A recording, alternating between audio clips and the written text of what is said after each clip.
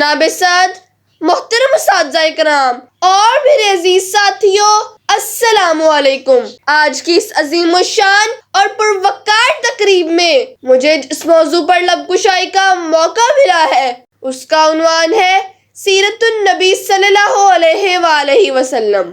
وہ دانائے سبل ختم الرسل مولائے کل، وہ دانائے سبل ختم الرسل مولائے کل، کہ جس نے غبار راہ کو بخشا فروغ وادی سینا۔ جناب صدر، حضرت محمد مصطفیٰ صلی اللہ علیہ وآلہ وسلم نے کفر کی تاریکی کو نور سعادت میں تبدیل کیا، جہالت کے اندھیروں کو ختم کر کے دلوں کو ایمان کی روشنی سے منور کیا۔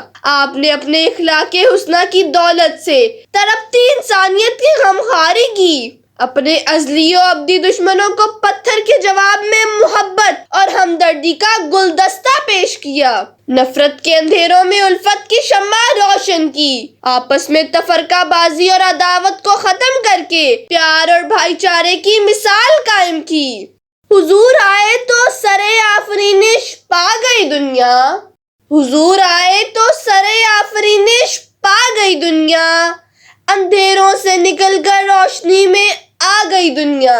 سید علی وقار، فتح مکہ کی تاریخ کی اوراق پلٹ کر دیکھیے کہ آپ صلی اللہ علیہ وآلہ وسلم مکہ میں فاتحانہ انداز میں داخل ہوتے ہیں۔ صحابہ کرام کا 10,000 کا لشکر آپ کے ہمراہ ہے۔ صحابہ کرام اعلان کرتے ہیں کہ آج بدلے کا دن ہے، آج جوش انتقام کو سرد کرنے کا دن ہے، آج گزشتہ مظالم کے زخموں پر مرہم رکھنے کا دن ہے، آج ہم اپنے دشمنوں کی کھوپڑیوں کو اپنی تلواروں پر اچھالیں گے، آج ہم کفار کو جلا کر بھسم کر دیں گے اور گزشتہ مظالم کی چنگاری کو ان کے لہو سے بجھائیں گے۔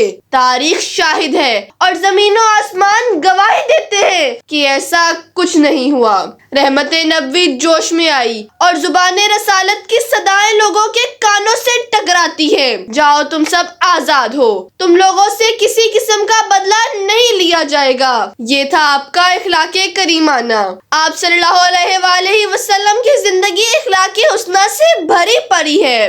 جناب صدر، ہمیں اخلاق کی تعلیم دوسروں کو بھی دینی چاہیے اور خود بھی عمل کرنا چاہیے، کیونکہ نبی کریم صلی اللہ علیہ وآلہ وسلم کی اخلاق حسنہ اپنانے سے ہمارا معیار زندگی بلند ہوگا۔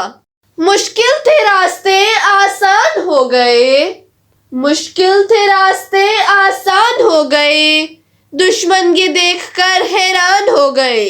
رکھا میرے نبی نے دنیا میں جب قدم، رکھا میرے نبی نے دنیا میں جب قدم، پتھر بھی کلمہ پڑھ کر مسلمان ہو گئے۔ شکریہ۔